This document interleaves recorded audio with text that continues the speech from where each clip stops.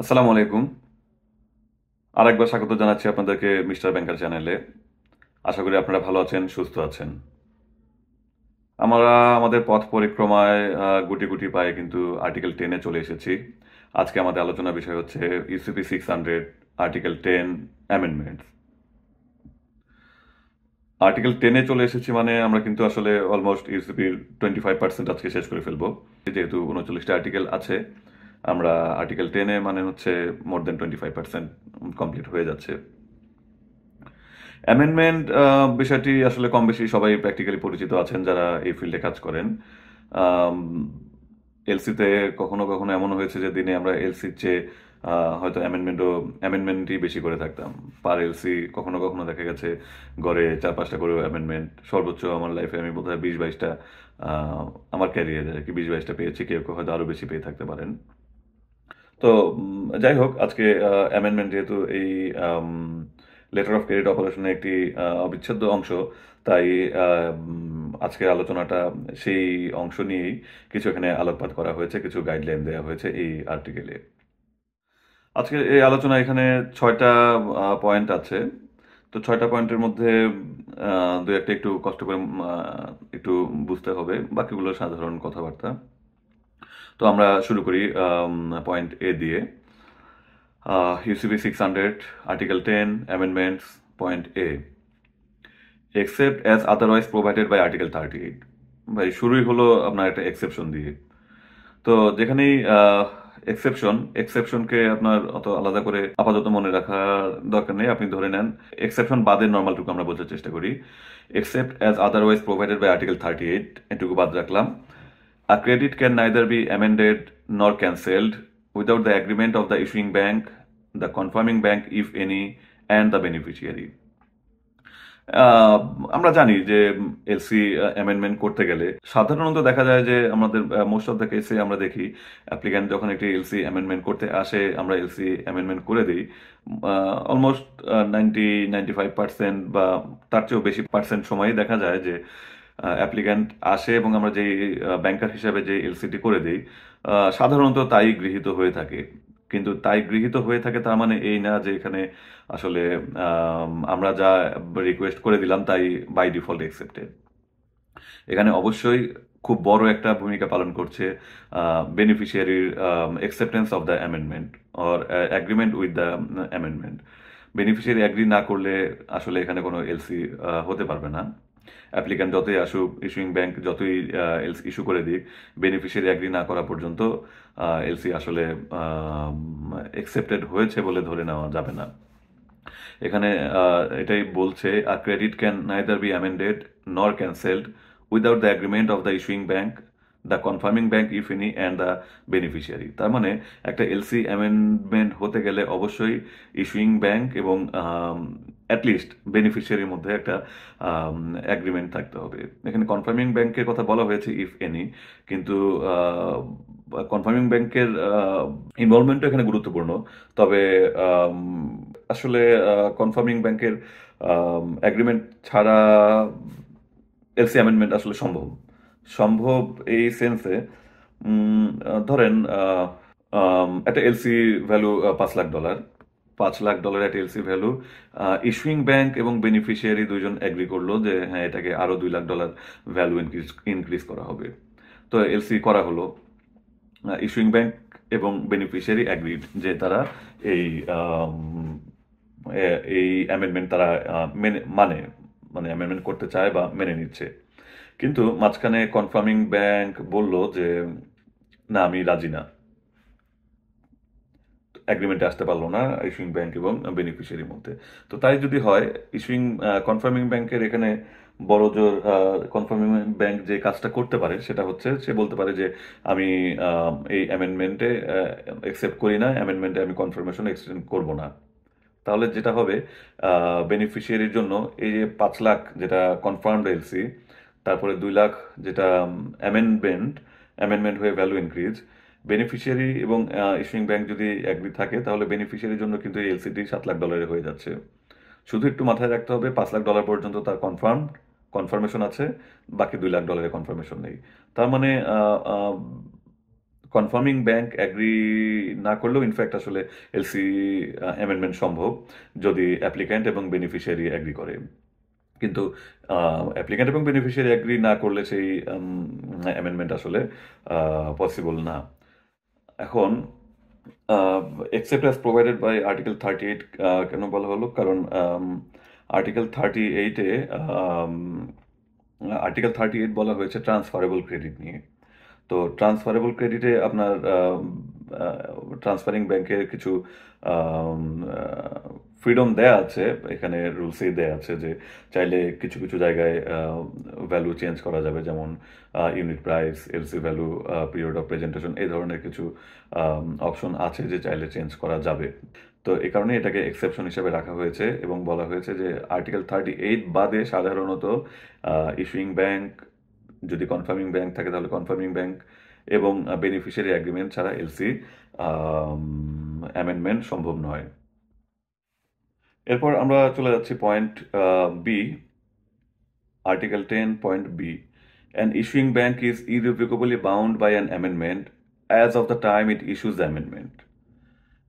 এখানে তার মানে আগের পয়েন্টে বলা হয়েছে যে একটি অ্যামেন্ডমেন্ট ইফেক্টিভ হওয়ার জন্য ইস্যুইং মোটামুটি তিনটা পার্টির অ্যাগ্রিমেন্ট প্রয়োজন হতে পারে: issuing bank, confirming bank if any, and beneficiary. তো এখানে আবার বলা হচ্ছে সে তিনটা পার্টির উপর কখন কার উপর আসলে সেই অ্যামেন্ডমেন্টের দায় দায়িত্ব এসে বর্তাবে। তো ইস্যুইং ব্যাংকের উপর দায়িত্ব স্বাভাবিকভাবে এসে বর্তাবে যে মুহূর্তে ইস্যুইং ব্যাংক এলসিটি ইস্যু করলো। And issuing bank is irrevocably bound by an amendment as of the time it issues the amendment. এরপর কনফার্মিং ব্যাংকের ক্ষেত্রে বলা হচ্ছে confirming bank may extend its confirmation to an amendment and will be irrevocably bound as of the time it advises the amendment. Confirming bank চাইলে অ্যামেন্ডমেন্টের উপর তার confirmation extend করতে পারে অথবা নাও পারে। যদি সে কনফার্মেশন এক্সটেন্ড করে এবং যখন সে অ্যামেন্ডমেন্টটি অ্যাডভাইস করবে বেনিফিশিয়ারিকে, তখন থেকে মূলত কনফার্মিং ব্যাংকের দায়িত্ব শুরু হচ্ছে। তখন থেকে confirming bank will be bound. A confirming bank may, however, choose to advise an amendment without extending its confirmation. তার মানে আমরা যেটা সাধারণভাবে বলে ফেলেছি, কনফার্মিং ব্যাংক চাইলে অ্যামেন্ডমেন্টের উপর তার কনফার্মেশন এক্সটেন্ড করতে পারে অথবা নাও পারে। যদি সে অ্যামেন্ডমেন্টের উপর তার কনফার্মেশন এক্সটেন্ড করতে না চায়, তাহলে তার অপশন আছে কনফার্মেশন ছাড়াই এলসিটি অ্যামেন্ডমেন্টে অ্যাডভাইস করে দিতে। যদি সে তাই চায়, a confirming bank may, however, choose to advise an amendment without extending its confirmation. And if so, it must inform the issuing bank without delay and inform the beneficiary in its advice. তার মানে issuing bank যখন LC issue করে দিল তখন থেকেই সে bound by the amendment, বা তখন থেকে তার উপর দায় দায়িত্ব বর্তালো। আর কনফার্মিং ব্যাংক চাইলে তার কনফার্মেশন এক্সটেন্ড করতে পারে অ্যামেন্ডমেন্টের উপর, অথবা কনফার্মেশন এক্সটেন্ড নাও করতে পারে। যদি সে কনফার্মেশন এক্সটেন্ড করতে চায়, তাহলে সে শুধু বেনিফিশিয়ারিকে এলসিটা অ্যাডভাইস করে দেবে। আর যদি সে কনফার্মেশন এক্সটেন্ড করতে না চায়, তাহলে তার অবশ্যই ইস্যুইং ব্যাংকে উইদাউট ডিলে জানাতে হবে যে আমি তোমার অ্যামেন্ডমেন্টের উপর কনফার্মেশন এক্সটেন্ড করতে প্রস্তুত নই। এবং অ্যাট দ্য সেম টাইম অ্যামেন্ডমেন্টে যে অ্যাডভাইস করবে, সেই অ্যাডভাইসের উপর অবশ্যই জানিয়ে দিতে হবে আমি যদিও এলসি কনফার্ম করেছিলাম, এই অ্যামেন্ডমেন্টকে আমি কনফার্ম করতে রাজি নই। এর বিভিন্ন কারণ থাকতে পারে। এমন হতে পারে যে ব্যাংকের ক্রেডিট লিমিট থাকতে পারে। ফর এক্সাম্পল, কোন একটি কনফার্মিং ব্যাংকের সাথে ইস্যুইং ব্যাংকের ফর এক্সাম্পল $5 মিলিয়ন বা $50 মিলিয়ন লিমিট থাকতে পারে। এমন হতে পারে যে এই অ্যামেন্ডমেন্টটির ফলে সে লিমিট ক্রস করতে পারে, তখন সে অ্যামেন্ডমেন্ট এক্সটেন্ড করতে প্রস্তুত নাও হতে পারে। লিমিটের টাইম বার থাকতে পারে, হতে পারে যে এই অ্যামেন্ডমেন্টের ফলে সেই টাইম বার ক্রস করে যাচ্ছে। কোনো ঘটনা ঘটে থাকতে পারে বিশ্বের বা ব্যাংকের, ইস্যুইং ব্যাংকের বা কনফার্মিং ব্যাংকের বা বিশ্ব পরিস্থিতিতে, যেমন ইউক্রেনের সাথে যুদ্ধের আগেই কিন্তু দেখা যায় যে ইউক্রেনে ইস্যু করা কোনো এলসি কনফার্মেশন পেতে হয়তো কনফার্ম করতে হয়তো কনফার্মিং ব্যাংকের কোনো ঝামেলা ছিল না বা কোনো চিন্তা ভাবনা ছিল না। তো এই যুদ্ধ পরিস্থিতিতে স্বাভাবিকভাবে এটা কনফার্মিং ব্যাংক দ্বিতীয়বার হয়তো চিন্তা করবে কনফার্মেশনের ক্ষেত্রে, কারণ তার ঝুঁকি বেড়ে যাচ্ছে। তো এইসব নানান কারণেই আসলে দেখা যায় যে এলসি ইস্যু পর্যন্ত কনফার্মিং ব্যাংক এগ্রি করলেও অ্যামেন্ডমেন্টের কোনো টার্মস অ্যান্ড কন্ডিশন তার সাথে কন্ডিশনের সাথে সে এগ্রি নাই করতে পারে। তো কিন্তু তার দায়িত্ব হচ্ছে যদি সে অ্যামেন্ডমেন্টকে কনফার্ম করতে না চায় তাহলে ইস্যুইং ব্যাংকে উইদাউট ডিলে জানিয়ে দিতে হবে এবং বেনিফিশিয়ারিকে জানিয়ে দিতে হবে যে সেই অ্যাডভাইসে জানিয়ে দিতে হবে সে অ্যামেন্ডমেন্টের উপর কনফার্মেশন এক্সটেন্ড করতে সে প্রস্তুত নয়। তো এখানে একটা ছোট কুইজ আপনাদেরকে বলা যায়। কুইজটি হচ্ছে,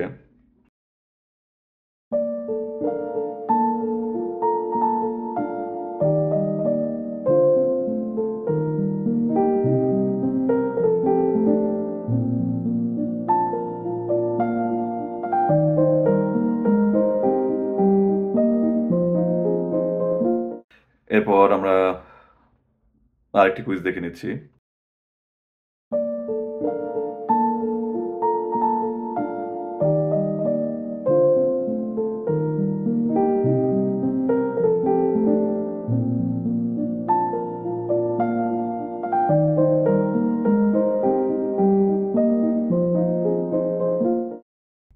আশা করি আপনারা সঠিক উত্তর দিতে পেরেছেন।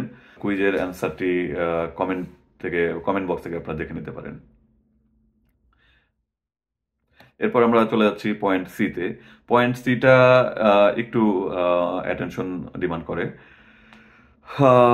পয়েন্ট সি হচ্ছে, the terms and conditions of the original credit or a credit incorporating previously accepted amendment will remain in force for the beneficiary until the beneficiary communicates its acceptance of amendment to the bank that advised such amendment. একটু বড়, আমরা ভেঙে ভেঙে বলছি। প্রথমে বলা হলো যে অ্যামেন্ডমেন্টে করা হলো যতক্ষণ পর্যন্ত না বেনিফিশিয়ারি সেই অ্যামেন্ডমেন্টের ফর্মাল অ্যাকসেপ্টেন্স জানাবে। বেনিফিশিয়ারির জন্য অ্যামেন্ডমেন্টের অ্যাকসেপ্টেন্স জানানোর আসলে দুইটা উপায় আছে। বেনিফিশিয়ারিকে এই অ্যামেন্ডমেন্ট প্রক্রিয়ায় সর্বোচ্চ গুরুত্ব দেওয়া হয়েছে।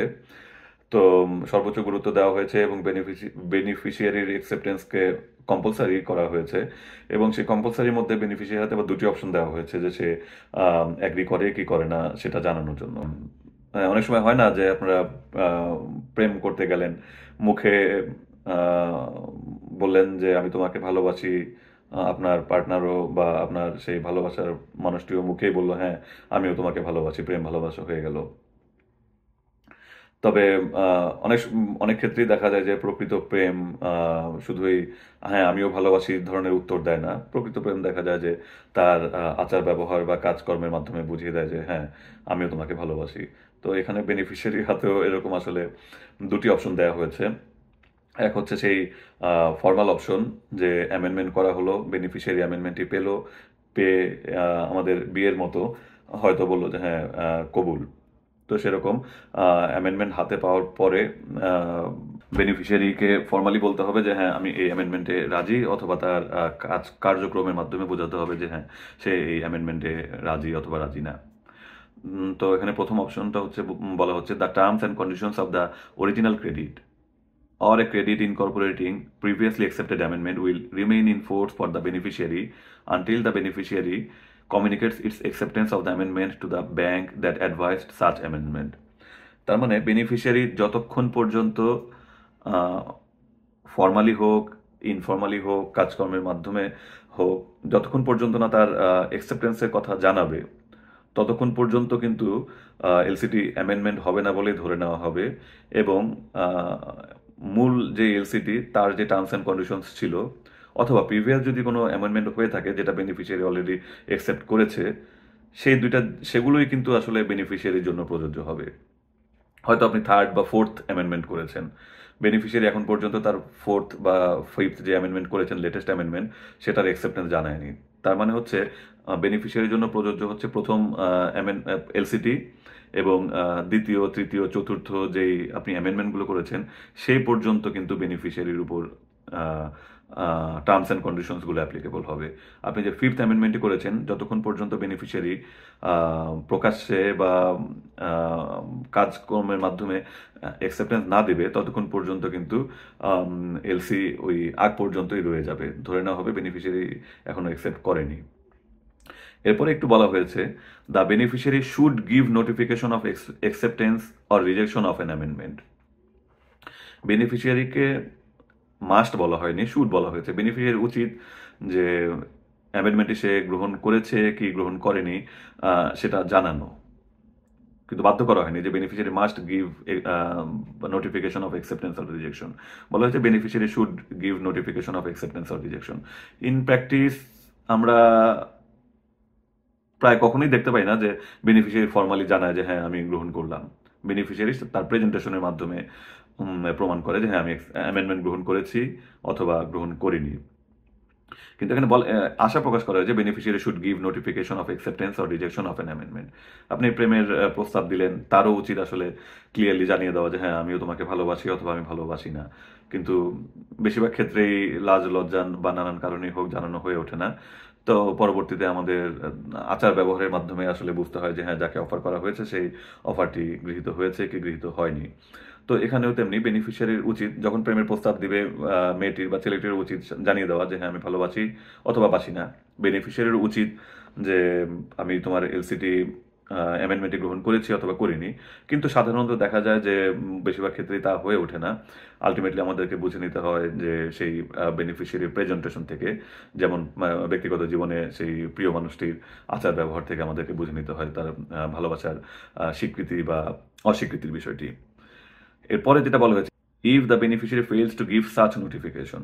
বেনিফিশিয়ারি যদি ফর্মালি অ্যামেন্ডমেন্ট গ্রহণ করা বা অস্বীকার করার কথা না জানিয়ে থাকে, তখন আমাদের দ্বিতীয় অপশন হচ্ছে, বললাম বেনিফিশিয়ারির কাছ থেকে অ্যামেন্ডমেন্টের অ্যাকসেপ্টেন্স জানার দুটি উপায় আছে, একটা হচ্ছে ফর্মাল, একটা হচ্ছে ইনফর্মাল বা প্রেজেন্টেশনের মাধ্যমে। তো যেহেতু যদি প্রকাশ্যে জানিয়ে না থাকে, তখন আমাদের দ্বিতীয় অপশনে চলে যেতে হবে। বেনিফিশিয়ারির প্রেজেন্টেশনের মাধ্যমে আমাদেরকে বুঝতে হবে যে অ্যামেন্ডমেন্টটি আসলে গৃহীত হয়েছে কি হয়নি। এখানে এটাই বলা হচ্ছে, if the beneficiary fails to give such notification, beneficiary যদি সেই নোটিফিকেশন দিতে ব্যর্থ হয়, a presentation that complies with the credit and to any not yet accepted amendment will be deemed to be the notification of acceptance by the beneficiary of that amendment. As of that moment, the credit will be amended. তার মানে beneficiary কোনো একটা presentation করলো, যেই প্রেজেন্টেশনটি মূল এলসির সাথে বা previously accepted অ্যামেন্ডমেন্টের সাথে কমপ্লাই করলো এবং এখন পর্যন্ত অ্যামেন্ডমেন্ট হয়ে আছে কিন্তু বেনিফিশিয়ারি তার অ্যাকসেপ্টেন্স জানায়নি, সেটার সাথেও কমপ্লাই করলো, তখন আপনার বুঝে নিতে হবে যে হ্যাঁ বেনিফিশিয়ারি আমার সেই অ্যামেন্ডমেন্টটি অ্যাকসেপ্ট করেছে এবং ওই মুহূর্ত থেকে ধরে নেওয়া হবে যে এলসিটি ফুল অ্যান্ড ফাইনালি অ্যাকসেপ্টেড হয়েছে। তো এরকম একটা সিচুয়েশনের কথা বলা যায় যে, ফর এক্সাম্পল এলসি ভ্যালু ছিল $50,000, অ্যামেন্ডমেন্ট করে ভ্যালু ইনক্রিজ করা হয়েছে $20,000 এবং দুই জায়গাতেই ছিল, মূল এলসি এবং অ্যামেন্ডমেন্ট দুই জায়গাতেই ছিল পার্শিয়াল শিপমেন্ট প্রোহিবিটেড। এরপর বেনিফিশিয়ারি প্রেজেন্ট করলো $70,000 একটি ডকুমেন্ট। তো তখন কিন্তু আমরা বুঝে ফেলছি যে বেনিফিশিয়ারি পরের $20,000 যে ভ্যালু ইনক্রিজ অ্যামেন্ডমেন্ট সেটিও আসলে বেনিফিশিয়ারি অ্যাকসেপ্ট করেছে। তো ওই মুহূর্ত থেকে আসলে এলসিটি অ্যাকসেপ্টেড ধরে নেওয়া হবে। বা আবার বলা যায় যে আপনার আগে এলসি ভ্যালু ছিল $50,000 এবং ছিল পার্শিয়াল শিপমেন্ট প্রোহিবিটেড। অ্যামেন্ডমেন্ট করা হয়েছে partial shipment allowed. Beneficiary present করেছে $30,000 ডকুমেন্ট। তো তখন কিন্তু আমরা ইজিলি বুঝতে পারছি যে বেনিফিশিয়ারি সেই অ্যামেন্ডমেন্ট অ্যাকসেপ্ট করে নিয়েছে। তবে সবসময় যে আসলে বেনিফিশিয়ারি প্রেজেন্টেশন থেকে অ্যামেন্ডমেন্ট অ্যাকসেপ্টেন্স বোঝা যাবে তাও না। কিছু কিছু ক্ষেত্র আছে যখন বেনিফিশিয়ারি প্রেজেন্টেশন থেকে আসলে অ্যামেন্ডমেন্টের অ্যাকসেপ্টেন্স বোঝা যায় না। যেমন আগের কথাই বলা হলো যে LC value $1,00,000, partial shipment allowed. এরপরে যেটা বলা হলো ভ্যালু ডিক্রিজ বাই $40,000 এবং পার্শিয়াল শিপমেন্ট প্রোহিবিটেড এবং বেনিফিশিয়ারি প্রেজেন্ট করলো $60,000 একটি ডকুমেন্ট। আমি আবার বলছি, LC value $1,00,000, partial shipment allowed. আর অ্যামেন্ডমেন্ট হলো value decrease by $40,000, partial shipment prohibited. Presentation হচ্ছে $60,000।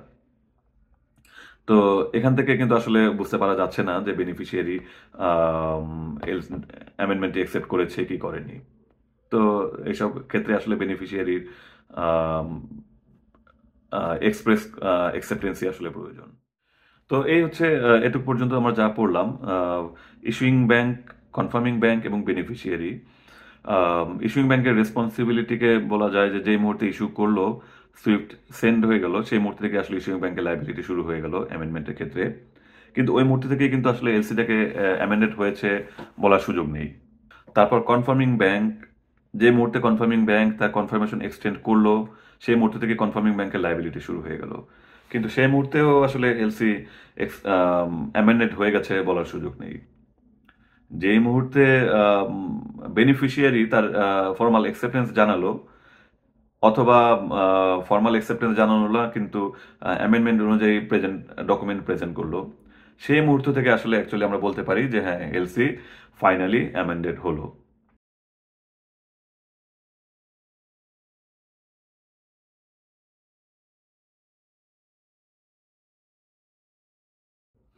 এরপর আমরা চলে যাচ্ছি পয়েন্ট ডিতে। সহজ কথা, এই 6টা পয়েন্টের মধ্যে আসলে আগের পয়েন্টটাই জাস্ট একটু অ্যাটেনশন, যেটা বলেছিলাম যে অ্যাটেনশন ডিমান্ড করে, বাকিগুলো সাধারণ কথাবার্তার মধ্যেই আবার আছে।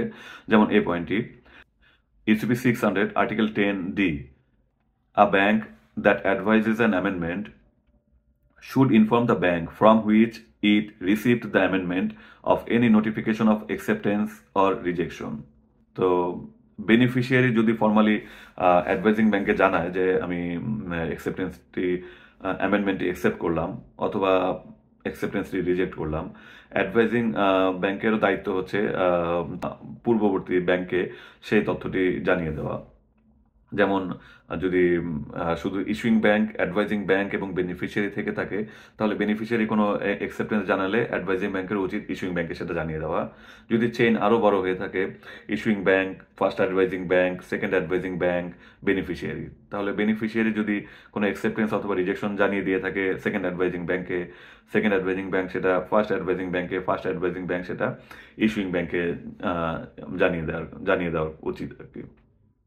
এরপর আমরা চলে যাচ্ছি পয়েন্ট ইতে, ECB 600 Article 10.E, partial acceptance of an amendment is not allowed and will be deemed to be notification of rejection of the amendment. আপনি প্রেম করতে গেছেন, প্রেমের অফার করলেন একজনকে, সে বলল যে আমি তোমাকে অর্ধেক ভালোবাসি। এখন অর্ধেক ভালোবাসি কোনো শব্দ তো মানে ভালোবাসাবাসির মধ্যে অর্ধেক ভালোবাসি কোনো শব্দ আছে কি নেই আমি শিওর না, তবে এই এলসি অপারেশনের ক্ষেত্রে দেখতে হবে পার্শিয়াল অ্যাকসেপ্টেন্স অফ অ্যান অ্যামেন্ডমেন্টকে দেখা হবে যে আসলে রিজেকশন হিসাবে। Partial acceptance will be deemed to be the notification of rejection of the amendment. তেমনি পার্সোনাল লাইফে আসলে আপনার দেখা উচিত যে অর্ধেক ভালোবাসে সে আসলে আপনাকে ভালোবাসে না। এখানেও তেমনি partial acceptance of an amendment মানে হচ্ছে আসলে নো অ্যাকসেপ্টেন্স। যেমন বলা হলো যে এলসি ভ্যালু $50,000,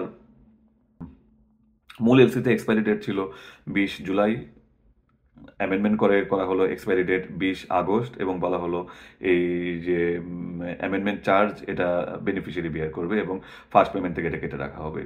তো বেনিফিশিয়ারি এটা পেয়ে বললো যে না, আমি দুইটা পয়েন্টের মধ্যে একটা মানি যে 20 আগস্ট হয়েছে এক্সপায়ারি ডেট, এটা আমি অ্যাকসেপ্ট করলাম, কিন্তু চার্জ আমার উপর এটা আমি অ্যাকসেপ্ট করি না। তো এই ধরনের বলার আসলে কোনো সুযোগ নেই। টোটাল ব্যাপারটা হচ্ছে একটা সিঙ্গেল অ্যামেন্ডমেন্ট, মানে হচ্ছে টোটাল একটা সিঙ্গেল কন্ডিশন আপনি আইদার অ্যাকসেপ্ট করবেন অথবা রিজেক্ট করবেন, পার্শিয়াল অ্যাকসেপ্ট করার আসলে সুযোগ নেই। অর্ধেক ভালোবাসি বলে আসলে যেমন কোনো ব্যাপার থাকা কথা উচিত নয়, তেমনি অ্যামেন্ডমেন্টের ক্ষেত্রেও তাই। অর্ধেক অ্যামেন্ডমেন্ট বা পার্শিয়াল অ্যামেন্ডমেন্ট মানে আসলে কিছু নেই। পার্শিয়াল অ্যাকসেপ্টেন্স মিনস অ্যাকচুয়ালি আসলে নো অ্যাকসেপ্টেন্স। আমরা আমাদের আজকের আলোচনা প্রায় শেষে চলে এসেছি। আমরা আরেকটি পয়েন্ট আছে, যে পয়েন্টটা আমরা আসলে আমাদের এলসি ডেস্ক অপারেশন ডেস্ক থেকে মাঝে মাঝে মিস ইউজ করি, আমাদের ফেভারে মিস ইউজ করার চেষ্টা করি, এটাই ইউসিপি আসলে এখানে ক্লারিফাই করার চেষ্টা করা হয়েছে যে ধরনের কোনো সুযোগ আসলে নেই। সেটা হচ্ছে UCP 600 article 10.f, a provision in an amendment to the effect that the amendment shall enter into force unless rejected by the beneficiary within a certain time shall be disregarded. আমরা অনেক সময় এলসিতে বলে দিই যে the amendment will be effective unless rejected by the beneficiary within three banking days, অথবা unless rejected by the beneficiary. তো এই ধরনের আসলে কোনো কথা বলার সুযোগ নেই। বেনিফিশিয়ারি যদি ফর্মালি রিজেক্ট না করে কিন্তু প্রেজেন্টেশনের মাধ্যমে সে তার অ্যাকসেপ্টেন্স প্রুফ করতে পারে, আর ওই 3 দিন 5 দিন 7 দিন সময় পেতে তারও আসলে কোনো সুযোগ নেই। যদিও আমরা প্রায়শই আমাদের ফরেন ট্রেড অপারেশনে আমরা এই ধরনের কন্ডিশন দিয়ে মেসেজ পাঠাই বা কারেকশন পাঠাই, বা কোনো কোয়েরি জানতে চাই যে আমাকে 2 দিনের মধ্যে 48 ঘন্টার মধ্যে জানাতে হবে, নাহলে আমি এটা ধরে নেব, 72 ঘন্টার মধ্যে না জানালে ওটা ধরে নেব। এ ধরনের কোনো কথা বলার অ্যামেন্ডমেন্টের ক্ষেত্রে সুযোগ নেই, যেটা স্পষ্ট ভাষায় ইউসিবি এটাকে ক্লারিফাই করেছে। তো এই ছিল আমাদের আজকে মোটামুটি আজকে আলোচনা ইউসিপি 600 আর্টিকেল 10 অ্যামেন্ডমেন্ট। মোটামুটি সহজেই বলা যায়, শুধু পয়েন্ট সিটা একটু মনোযোগ দিয়ে বা অ্যাটেনশন দেওয়ার প্রয়োজন, বাকিগুলো খুব কঠিন বলা যাবে না। তবে আপনাদেরকে আবার আরো একবার কংগ্রাচুলেশন যে আপনারা কিন্তু ইউসিপি পয়েন্টের মধ্যে 10ম পয়েন্টটি শেষ করে আর্টিকেলটি শেষ করে ফেলেছেন। তার মানে আপনি মোর দেন 25% ইউসিপি এখন আপনি জানা। আশা করি বাকি 75%ও আপনারা জানবেন। ভবিষ্যতের দিনগুলোতে আপনাদেরকে সাথে পাবো। কষ্ট করে শোনার জন্য ধন্যবাদ। এটি লাইক বা কমেন্ট বা শেয়ার দিয়ে আমাদেরকে আরেকটু ইন্সপায়ার করতে পারেন। ধন্যবাদ। পরবর্তীতে আর্টিকেল 11 নিয়ে আবার হয়তো আপনাদের সাথে দেখা হবে। সেই পর্যন্ত ভালো থাকবেন, সুস্থ থাকবেন। আল্লাহ হাফেজ।